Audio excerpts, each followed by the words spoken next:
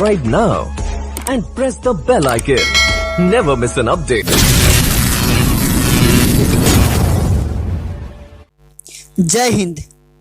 मैं शशि कुमार पटेल आपको target study centre YouTube channel पे स्वागत करता हूं। तो before starting exercise 32 we talk about this criteria. हम लोग इस क्राइटेरिया के बारे में बात करेंगे। पहले स्टार्ट करने से पहले हम जो 32 आज एक्सरसाइज जो हमारा चलने वाला है 32, आप थंबनेल पे भी देख चुके होंगे कि हम लोग का जो चैप्टर चलने वाला एक्सरसाइज वो 32 है। तो उसको स्टार्ट करने से पहले हम लोगों ने आपको पिछले वीडियो में बताया था कि हम लोग कुछ इसके बारे में जानेंगे AEIO।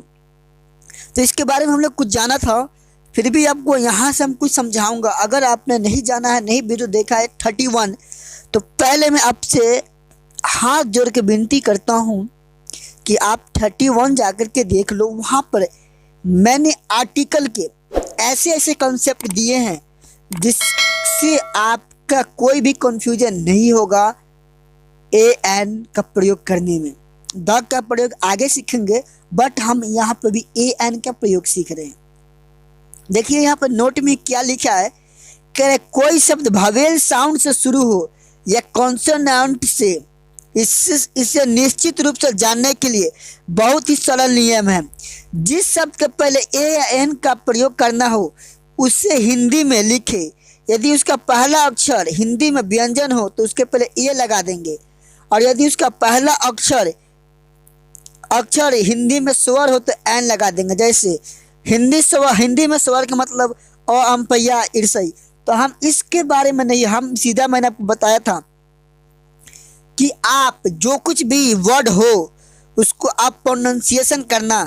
अगर प्रोनाउंसिएशन करने में आपको किसी और बॉडी का आवश्यकता हो, जैसे कि लिप्स, दांत, तालू, ऊपर का तालू होता है ना, वो कंठ तो होता ही, कंठ सब में होता है, यानी कि वो कंठ के ऊपर लुदका होता है, उसकी जरूरत पड़े, और ये तालू वो सब जो कुछ भी आपको अदर पार्टिकल का जरूरत पड़े वोकल कॉर्ड के अलावे, तो उसके साथ आर्टिकल A लगाना। और जिस वर्ड को प्रोनाउंसिएशन करने में किसी और भी पार्टिकल को जरूरत ना पड़े, यानी कि डायरेक्टली आपको वोकल कॉर्ड से निकले, तो उसके साथ N लगा देना। ये सारी बातें हम लोगों ने पिछले वीडियो में चर्चा कर लिए थे। तो यही यहाँ पे भी बता रहा था। जैसे देखो इग, तो ए यानी कि हिंदी में स्वर हो गया, तो यहाँ पे क्या लगा दोगे, N लगा दोगे। तो कह रहे कि इसका पहला अक्षर A हिंदी में स्वर है, अतः इसके पहले N लगेगा। जैसे यूरोपियन, ये देखने में प्योर भवेल है कि नहीं, भवेल है ना, हाँ है, बट इसका प्रोनाउंसिएशन निकालो तो यूरोपियन, यू यानी कि क में तो यो आ रहा है, यानी कि व्यंजन आ रहा है, तो ये यहाँ ई को देखकर आप N लगा देंगे, जो कि गलत होगा। देखिए मैं भी बता रहा है, ये आप कह रहा है, ये आप खुद ही इसे हिंदी में लिख कर देखिए, यूरोपियन, तो यहाँ पे यू यानी कि व्यंजन है, यहाँ पे यह हिंदी का व्यंजन है, अतः यूरोपियन के पहले आर्टिकल A लगेगा। यही तो मैं भी बता रहा हूँ गाइज।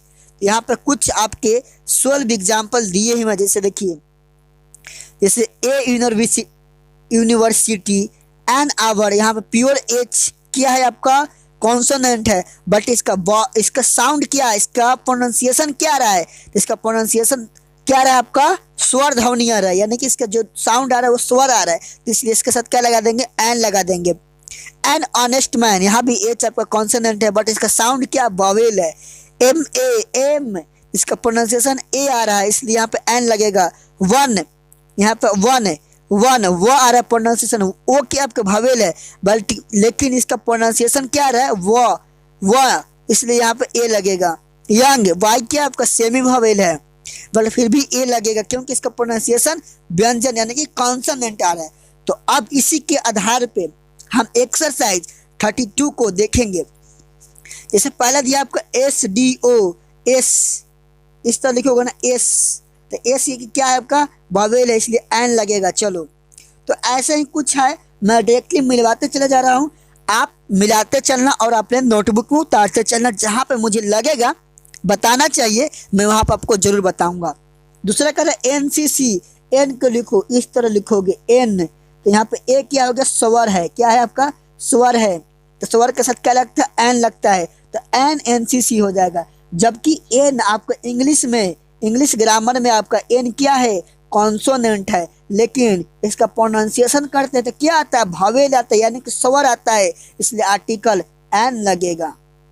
चलो फिर कह रहा है Urdu poet, Urdu you, you आपको, यू आपका क्या है, आपका क्या है, ये तो सबको जानता है, भावेल है, तो यहाँ पे यू, उर्दू ऊ आ रहा है, इसलिए यहाँ पे एन लगेगा। ठीक, एफ ओ, एफ, एफ इस तरह लिखते हो ना, तो इसलिए यहाँ पे भवेल हो गया, ये क्या होगा, भवेल, इसलिए एन लगेगा, एन एफ ओ। आर्स क्या, हॉर्स है, सॉरी हॉर्स, तो ह इस तरह होता है, तो यहाँ पर ए लगेगा। चलिए फिर कहता है हाउस, तो ए लगेगा। होटल ए लगेगा। One side game, a one side game हो जाएगा। Artist, an artist.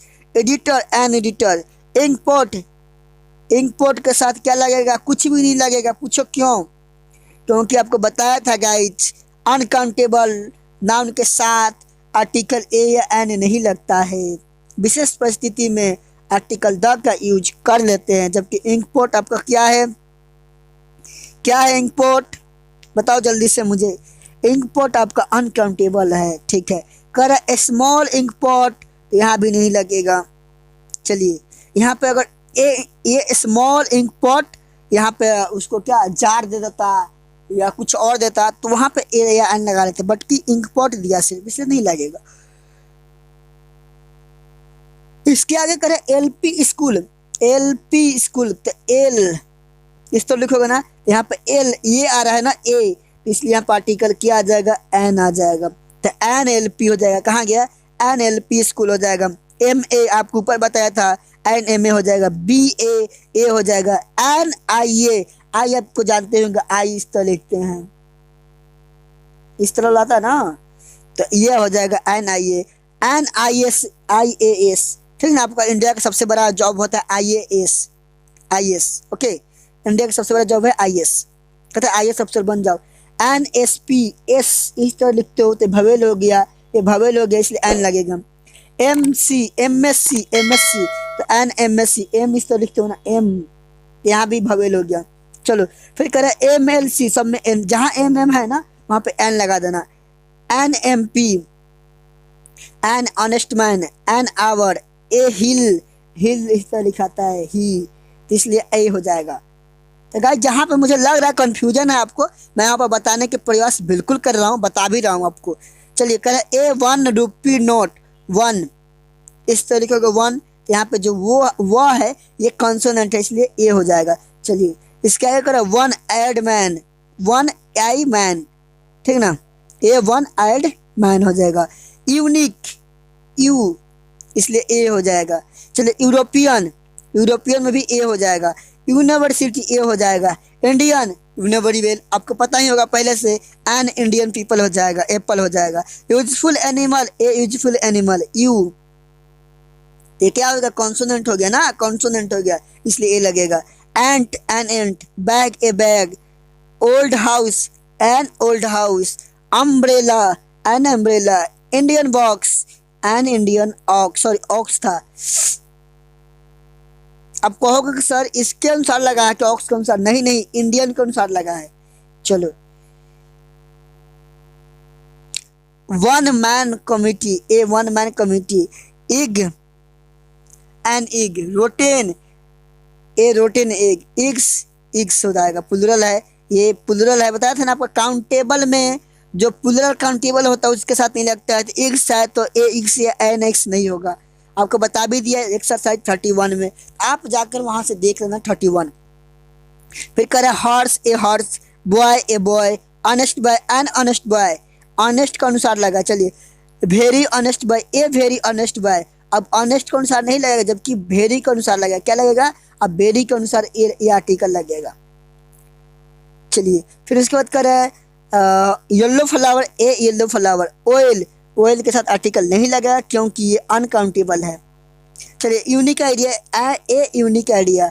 यू पढ़ो ना, पढ़ के देखो, ए यू हो जाएगा, इसलिए अब आर्टिकल ए लगेगा। जबकि यू एक आपका क्या भावेल लेटर है, लेकिन इसका प्रोनाउंसिएशन क्या आ रहा है आपका, यू, यहाँ पे किसी और पार्टिकल की जरूरत नहीं पड़ा, डायरेक्ट वोकल कॉर्ड से आवाज निकल रहा है यू यू। तो यहाँ पे आर्टिकल यू यू, ओठ की जरूरत पड़, सॉरी यहाँ पे यू, तो यहाँ पर आपका ओठ की जरूरत पड़ रहा है, ठीक ना। यहाँ पे कॉन्सोनेंट आ रहा है, इसलिए यहाँ पे कहाँ गया आपका, हाँ यूरोप यूनिक था, यहाँ पे ए हो जाएगा एंट्स। तो एंड क्या आपका प्लूरल हो गया, कैसा प्लूरल, प्लूरल काउंटेबल नाउन हो गया, तो यहाँ पार्टिकल यूज नहीं होगा। सिंगुलर काउंटेबल होता है तो यूज होता है, इसलिए प्लूरल काउंटेबल है, नहीं होगा। फिर कह रहे यूरोपियन, तो यूरोपियंस है, बहुत सारे की बात कर रहे हैं, इसलिए आर्टिकल ए एन का यूज नहीं होगा यहाँ पर भी। तो गाइज आपको यहाँ पे कुछ ज़्यादा नहीं था, कुछ ऐसा हार्ड टॉपिक नहीं था। अगर आपको वीडियो समझ में नहीं आया होगा तो फिर भी मैं रिकमेंडेड करूँगा कि आप वीडियो की एक बार ज़रूर चला कर देखें, क्योंकि बहुत सारे बच्चे को नए टीचर के साथ एक बार में लैंग्वेज समझ में नहीं आता है। मैं आपको 2 मिनट समझ लेना चाहूँगा। जब मैं भी अपने कोचिंग या इंस्टीट्यूट में जाता था तो मुझे भी समझ में नहीं आता था। मैं अपनी एक कहानी बता रहा हूँ। जब मैं 12th में था, आज से 2 साल पहले, 2 साल, मैं 19 बैच का हूँ, तो मैं 12th में था। तो मैं बता दूँ गाइज, मैं पढ़ने गया था एक सर के पास 11th में, तो मैं वहाँ छोड़ दिया क्योंकि सर क्या मुझे लैंग्वेज समझ में नहीं आया, और मैं 1 साल तक इधर उधर भटकते रहता। जैसे अभी आप भटक रहे हो वैसे ही मैं भी भटकते रहा, और फाइनली मैंने 12th में जा कर के 6ठे महीने में मैंने फिर उनका कोचिंग पकड़ा था। फिर जाके मैंने पढ़ाई स्टार्ट किया था 12th का, यानी कि मात्र मैंने 6 मंथ पढ़ा था 12th में। सही बता गाइस, मैंने बहुत रोया था 12th में। मुझे यहाँ तक डर लगता था मैं फेल ना हो जाऊँ, सच्ची बता रहा हूँ। मैंने इतना, मतलब आप ही की तरह मैं भी ऐसे ही सोचता था, क्या जाऊँ ऐसे वैसे। तो ये भी आप नहीं सोचिए, 1 या 2 बार में आपको समझ में नहीं आ रहा, समझ में आएगा। तो बस इतना ही था इस वीडियो में। तो लेता हूँ आपसे विदा। जय हिंद, जय भारत।